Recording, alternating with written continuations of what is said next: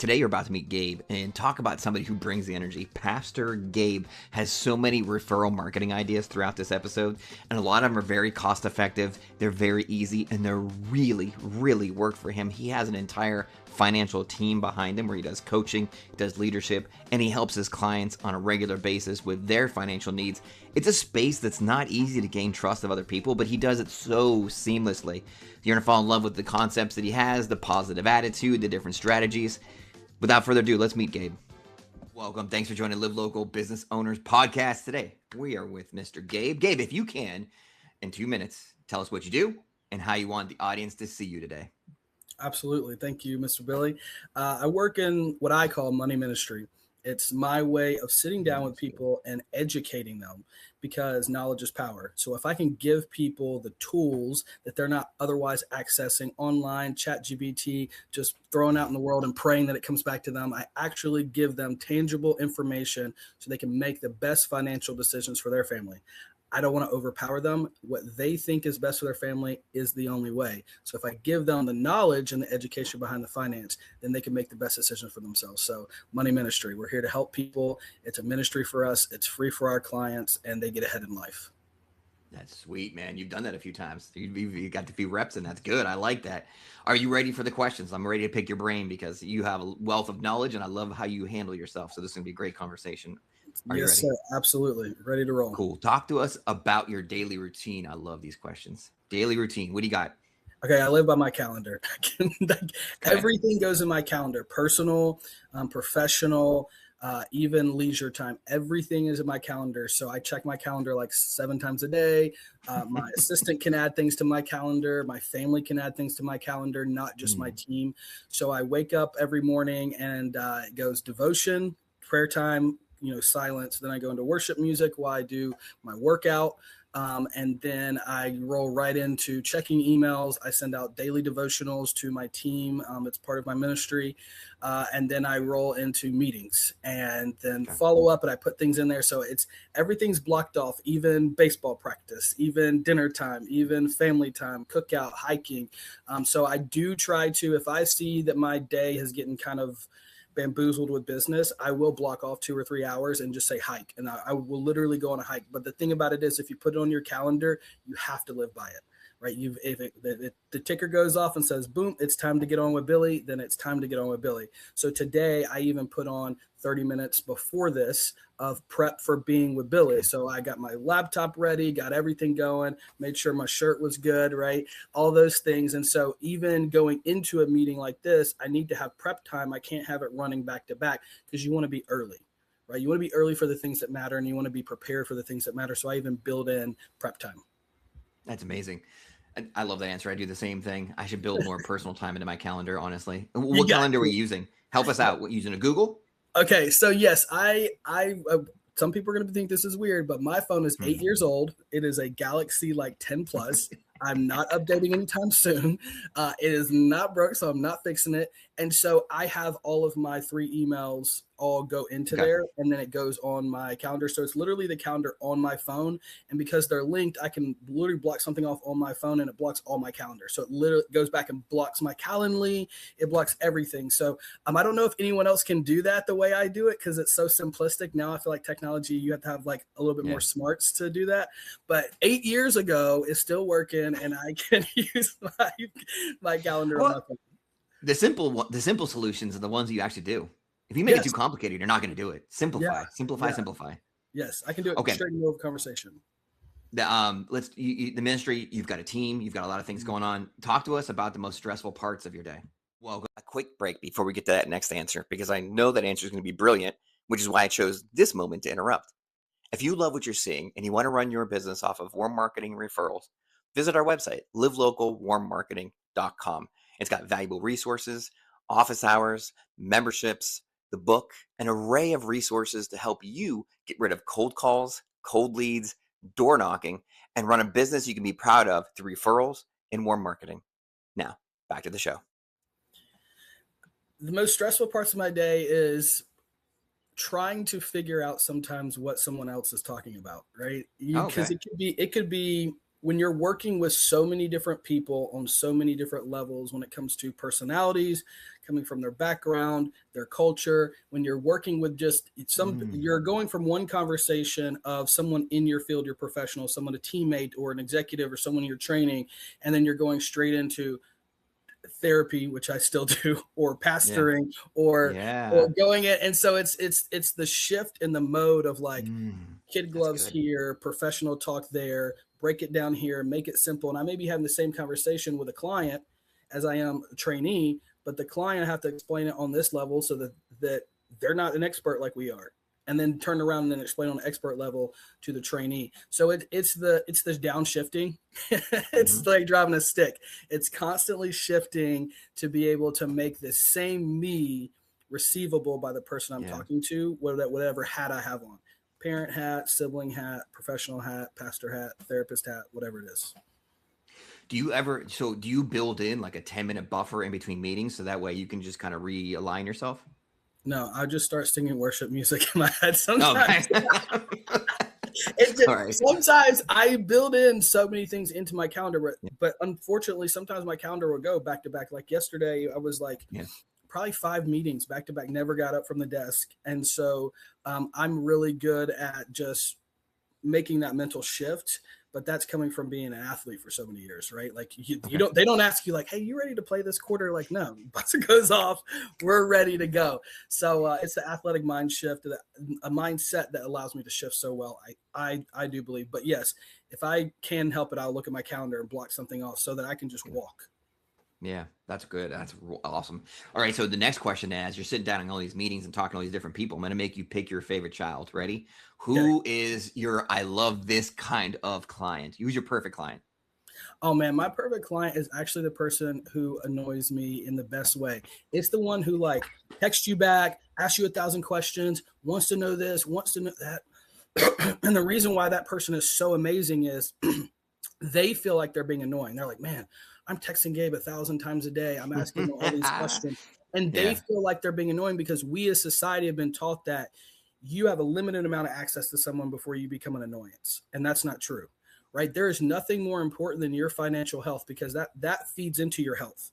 40% of marriages end over finances. The number one people file for bankruptcy is medical debt. The number one reason they're diagnosed with those things, heart attack, stroke, cancer, is financial stress.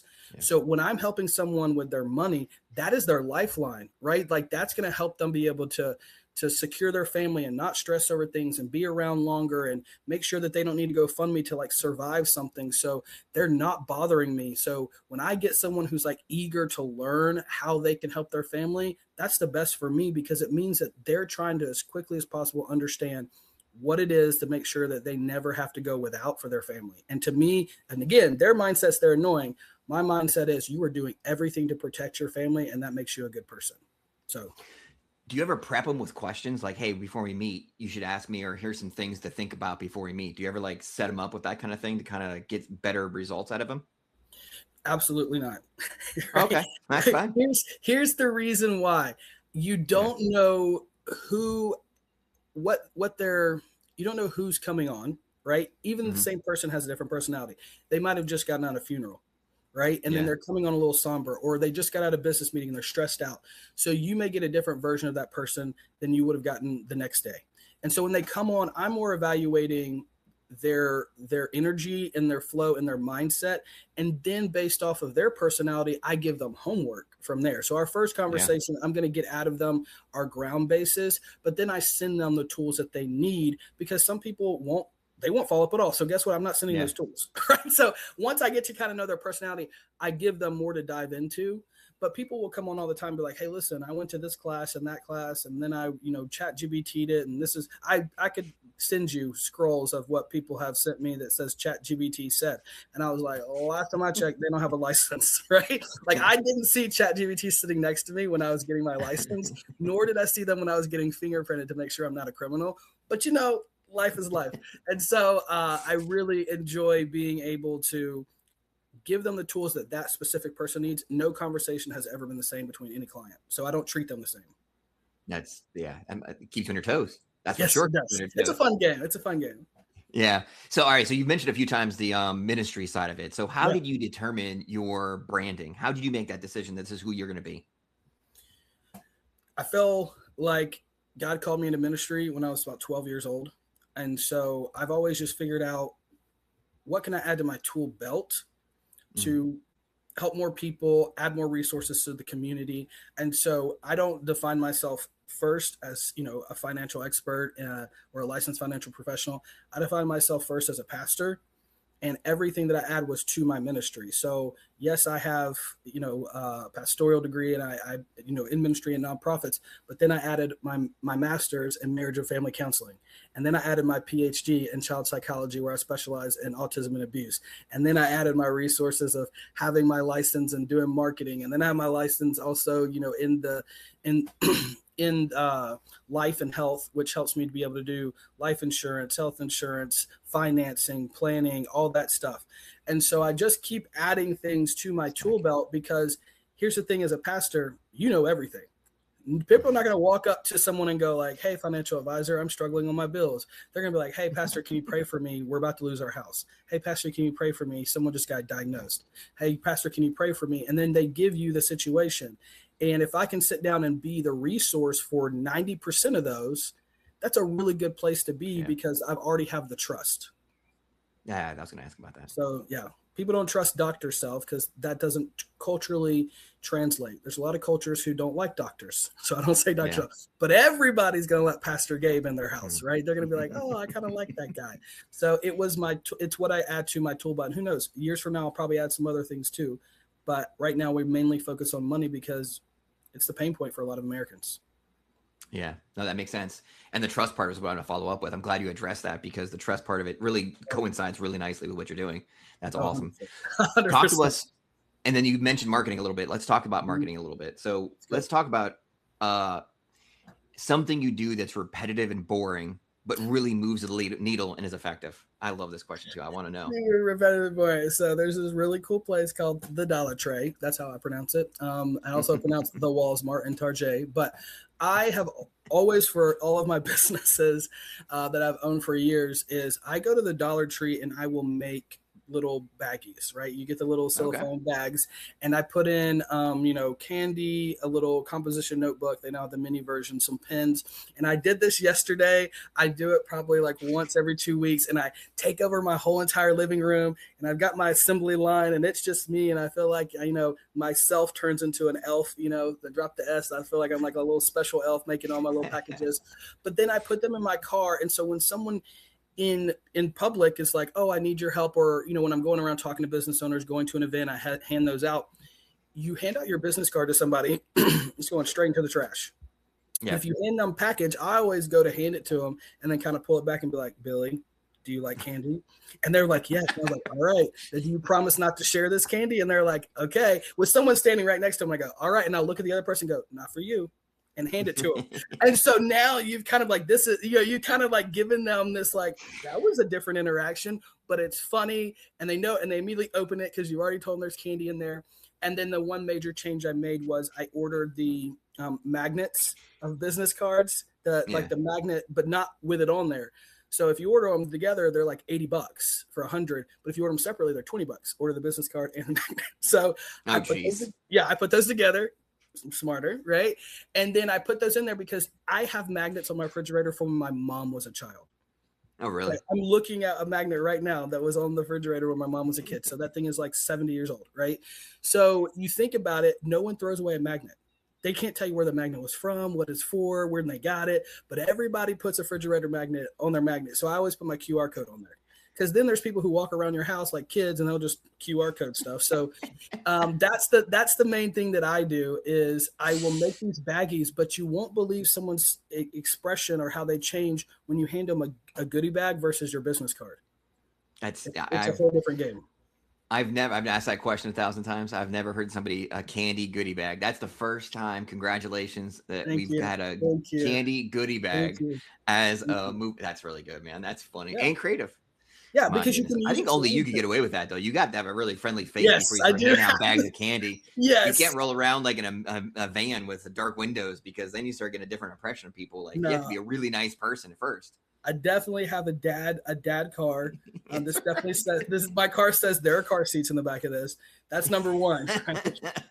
Number two, I definitely have a dad bod, 250 pounds of chocolate. So like, oh, this guy looks pretty nice. And the round face making me look younger, it goes well. And with my stand-up comedian skills that I developed as a pastor, it smooths over. It works out. It's a good combo. So it's got to be a special person. That's amazing. Yeah. All right. So as you're starting to meet people, you've got a whole list of clients, you got a lot of people. How are you utilizing and collecting reviews for your business? Well, we work off a referral system within our company. Okay. So a lot of times, like I have so many touches with my clients. So once we do the education piece, we may sit down with them 5-6 times before we ever put a solution in there, right? Some of my clients, I talk to them and I'm like, hey, you're doing everything right. 50% of my clients have financial advisors. I'm not a financial advisor. I'm a financial professional. So I don't have assets under management. So there's other things that I do look at and help them with. So we can definitely complement their financial advisor. But once we actually put something into play, an account for them in their name only, because I don't touch their money, and we do a 2-week follow-up. And that 2-week follow-up, we show them their online portal, we explain their account to them, then we do a quarterly final follow-up, and then we have all these different follow-ups we have with them. Through those touch points naturally, they start seeing the benefits of what we've done for them without asking. They're like, hey, can you talk to my sister? Hey, my son really needs this. My mom really needs this. So I've never really had to do like a Google review, because when you treat someone well, they will literally go tell everybody. Right. I have people call me all the time. I've gotten, I think Monday morning, it was crazy. It was like 6 people text me. So-and-so gave me your phone number. Can you help me? And what's funny is two of the people, the person that referred them, I haven't talked to them in 2 years. Right. But when you treat people well, you don't have to like fight for referrals. They will literally send you everyone they love because they trust you. So it's just the way that I go about it. It works well for me. Now, everybody else, I'm pretty sure they have some system involved. I haven't had to have one yet, because I grew up a Southerner. So I write handwritten thank you cards in this really cool thing called cursive, right? Because I know how to do that, right? Because I'm, I'm 80s baby. But because of I send out cards all the time, postcards, everything else. I'm sending out text. I'm following up all the time. They're always seeing me in a friendly way, not a business way. Natural referrals. Oh, man. That's the best way to do it. I agree with you. Okay. So before we get to your business and how people get a hold of you to sit down and have their financial talk with the pastor, let's do some story time. Talk to us about your best referral you've ever gotten. Best referral I've ever gotten. I would definitely say that the best referral I've ever gotten was a single mom. I love what we do, but some people will price themselves out of help. They'll be like, I don't make enough money for someone to even talk to me about money. Right? They will go ahead and they will disqualify themselves from really important conversations because life has taught them that they're not worthy. And it's a dangerous place to be, because they're smart, they're capable, but something tells them they can't. And that's a really hard mindset to be in. And so I love the fact that I help anyone and everyone. And I had a single mother who is on Social Security disability. The house was paid for, but she was worried if she got sick or something happened to her, that her ex would get the money and her kids he would not do what she wanted him to do with the money. Yeah.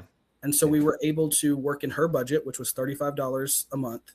We were able to set something up, get her a will and a trust, and we were able to put everything in there so the dad would not be able to touch anything. So now she sleeps easy knowing that before 18, if something were to happen to her, the money is put in the trust the way she wants it to be distributed, only for her children, with no involvement from anyone else, including their dad. And they don't have to worry about taxes. They don't have to worry about all the implications that happen, because it's all protected in the trust. So that's, for me, it was a $35 wiggle room, and we got it done for $27 a month. Right. And so it's nice for me. I come from a single mom. My mom was a powerhouse businesswoman, incredible in every way. And I love being able to do something for people that my mom would have needed that situation as well. And so I like to go back and help people like that. So that's probably my favorite client, is the ones who think that they're not worthy of a conversation, because they are. And I love being able to help them see that life is actually working in their favor, but we just got to find out which way it works best. Man, this is awesome. So not only are you the pastor, you're the financial guy, you're somebody you trust. And that's such a big part of your industry, is getting that trust. Yeah. And with your degree, like your background in psychology, your background in ministry, your background in helping just anybody that needs help, that all aligns really nicely to your brand, which is, I'm sure, why you're seeing so much success on your side. So this is really awesome. I love this conversation. Now, how do people get a hold of you if they want to talk about their business with you?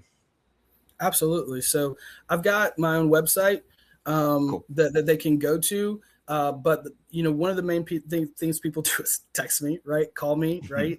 Go ahead. So so my phone number is 205-617-5787. People will email me as well at Gabe, G-A-B, self, S-E-L-F, GFI for God Favored Individuals at gmail.com. So gabeself.gfi@gmail.com. And then what's really cool is as soon as they email me, I send them information. They don't have to sit down and talk to me, right? I'll send them information. I'll send them my website. I'll send them all the stuff with, my QR codes and stuff that they can look at. And I tell people all the time if we've never met before and they're like a cold referral, like they know that person, but they don't know me. I give them my handles. Like go stalk me on LinkedIn. Go stalk me on Instagram. It's Gabe Self on LinkedIn. It's Gabe Self 22 on Instagram.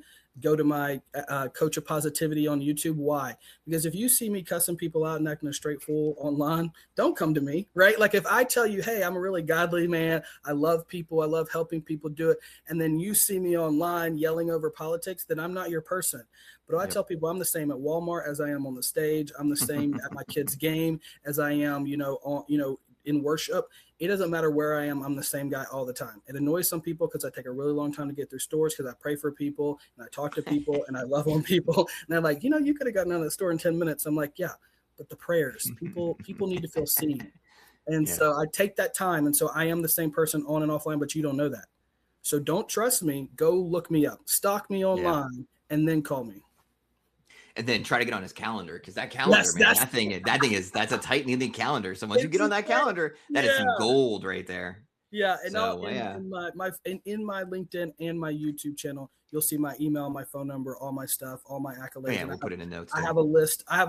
of on LinkedIn, all my website's on there, so you'll be able to see like all my stuff and stalk me appropriately.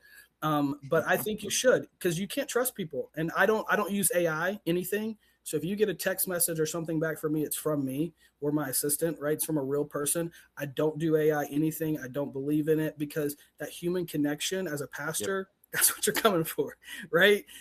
So I very much so will have a longer text message or something, fun, but I also love sending out postcards. My postcards are baller.